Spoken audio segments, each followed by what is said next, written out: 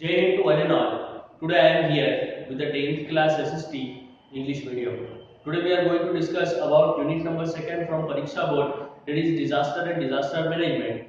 Today our topic is long answer number 6 and 7. So let's start. Long answer number 6. Explain the earthquake and write its causes and effect and measures to control it.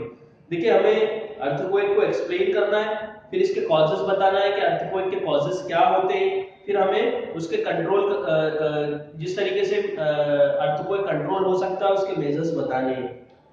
तो देखिए सबसे पहले हम बात करेंगे what is earthquake. Earthquake होता क्या है? When there is a vibration और shaking caused in the earth crust, earth की क्रस्ट में जब शेकिंग या वाइब्रेशन होता है, ये वाइब्रेशन और शेकिंग किस लिए होता है? क्योंकि अंदर अर्थ के अंदर कुछ सडन मूवमेंट्स होती है, तो उसके कारण ये वाइब्रेशन और शेकिंग होता है, इसको हम अर्थक्वेक कहते हैं। Now causes of earthquake, earthquake के कौन कौन से कॉजेस होते हैं? फर्स्ट कॉज है वोल्केनिक इरप्शन। देखिए यदि कोई आसपास में वोल्केनिक इरप्शन हुआ है तो उस वोल्केनिक इरप्शंस के कारण भी अर्थक्वेक आ सकता है। मतलब जब वोल्केनिक इरप्शंस होता है तो वोल्केनोस के इंटीरियर्स में से हॉट लावा वगैरह या फ्लेम्स वगैरह, गैसेस वगैरह ये सब निकलती है, और वोल्केनो जब फटता है तो उसके कारण आसपास की जो जमीन है वो भी शेक करने लगती है, हिलने लगती है।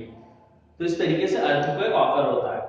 सेकंड है imbalance in the interior of the earth. Earth के इंटीरियर के अंदर कभी-कभी इम्बैलेंस हो जाता है, तो उस इम्बैलेंस की वजह से भी जो शेकिंग या मूवमेंट हमें नजर आती है। तो ये जो शेकिंग और मूवमेंट है ये अर्थक्वेक है। Now question number third, point number third, rubbing of rocks. Sometimes the rock in the interior part of the earth rub against each other. देखिए अर्थ के इंटीरियर पार्ट्स में जो रॉक होती है वो कभी-कभी आपस में टकरा जाती है। ओके, तो इस तरीके से भी अर्थक्वेक होता है।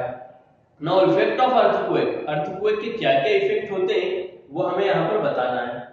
फर्स्ट है physical loss, second is loss of life and other creature. पहला तो फिजिकल लॉस होता है ना, दूसरा loss of life and properties होता है, लोगों की जान चली जाती है, उनकी प्रॉपर्टी का नुकसान होता है।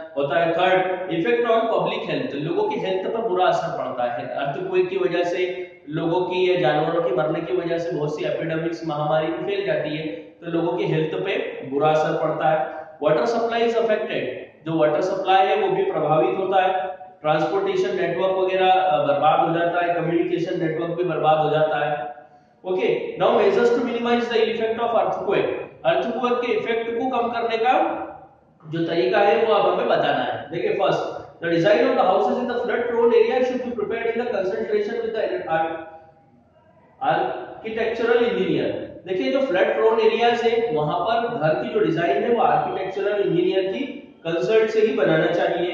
It is advisable to be testing of type of soil before starting construction.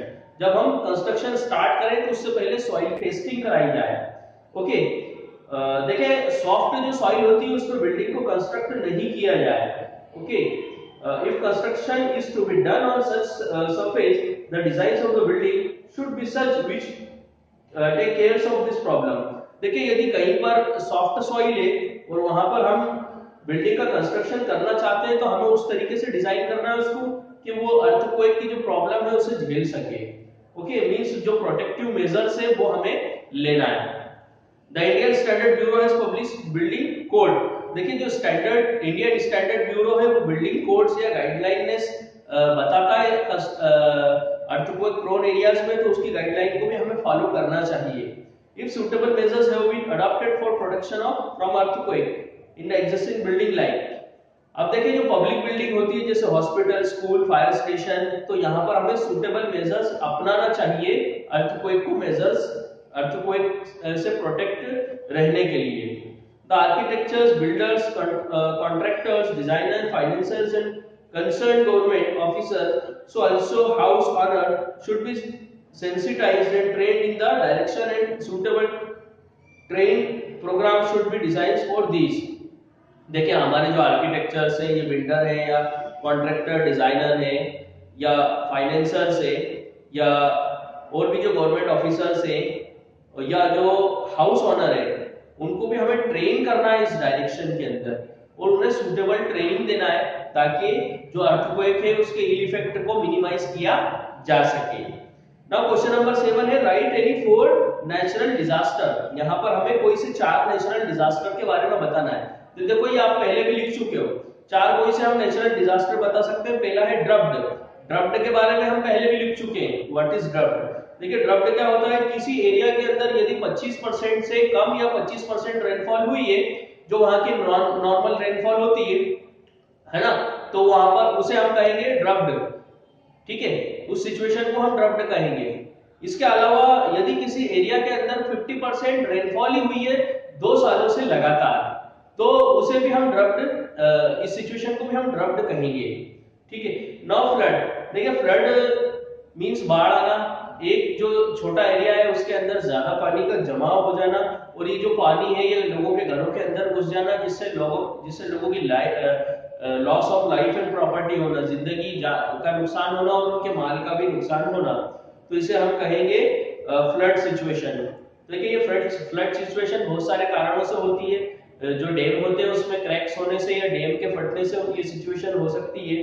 Okay, या जो रिवर है उसके आसपास हमारे जो ह्यूमन हैबिटाट्स होते हैं, तो उस वजह से भी ये फ्लड की सिचुएशंस हो सकती है। या कभी-कभी स्ट्रॉन्ग विंड और साइक्लोन जो आता है, तो उस वजह से भी ये सिचुएशंस हो सकती है। मतलब हम वाटर रिसोर्सेज के आसपास रहते हैं और या डैम्स वगैरह क्या हम आसपास हमारा हैबिटाट से, और साइक्लोन्स वगैरह जब आता है तो वो जो वहां का पानी होता है वो भी लोगों के जो ह्यूमन हैबिटाट है वहां पर चला जाता है, तो उससे भी ये सिचुएशन पैदा हो सकती है। नाउ नंबर 3 है अर्थक्वेक। उसके बारे में हम अभी जान चुके हैं, समझ चुके हैं कि जो सडन शेकिंग होती है, अर्थ क्रस्ट की शेकिंग और वाइब्रेशन को हम अर्थक्वेक कहते हैं। ओके, तो अर्थक्वेक वोल्केनिक इरप्शन से आ सकता है, या इंटीरियर के अंदर जो मूवमेंट होती है, अर्थ के इंटीरियर में जो मूवमेंट होती है वहां से भी आ सकता है। ओके, अब इसके बाद है tsunami. A situation of abrupt very high tides over ocean।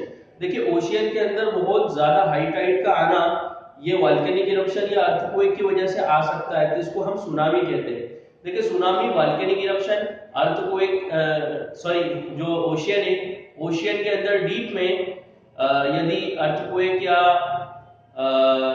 Volcanic eruption हुआ है तो उस वजह से ये सुनामी आ सकती है। तो इसकी वजह से जो टाइड है वो बहुत ज्यादा हाई होती है, नॉर्मल कंडीशन से बहुत ज्यादा हाई होती है, तो इसको हम सुनामी कहते हैं। सुनामी में भी loss of life and property होती है, मतलब लोगों के जान और माल का बहुत ज्यादा नुकसान होता है। ओके, तो देखिए आज 2 क्वेश्चन नंबर 6 और क्वेश्चन नंबर 7 हमने देखे यूनिट नंबर 2 के। कल से हम यूनिट नंबर 3 पढ़ेंगे। यूनिट नंबर 2 आप एक बार और अच्छे से पूरी तरीके से लर्न कर लीजिए, रीड कर लीजिए, रिवाइज कर लीजिए, ताकि यूनिट नंबर 3 आपको अच्छे से समझ में आ सके। देखिए यूनिट नंबर 2 को आप बढ़िया तरीके से लर्न करिए। यदि आपने किसी दिन कोई सा आंसर छोड़ा है, लर्न नहीं किया है, प्रिपेयर नहीं किया है, तो उसको, अब चैप्टर कंप्लीट हो गया हमारा, अब आप उसको अच्छे से लर्न करिए ताकि कोई आपके लिए प्रॉब्लमेटिक सिचुएशन ना रहे। ओके, तो आज के लिए बस इतना ही। जय हिंद, जय भारत।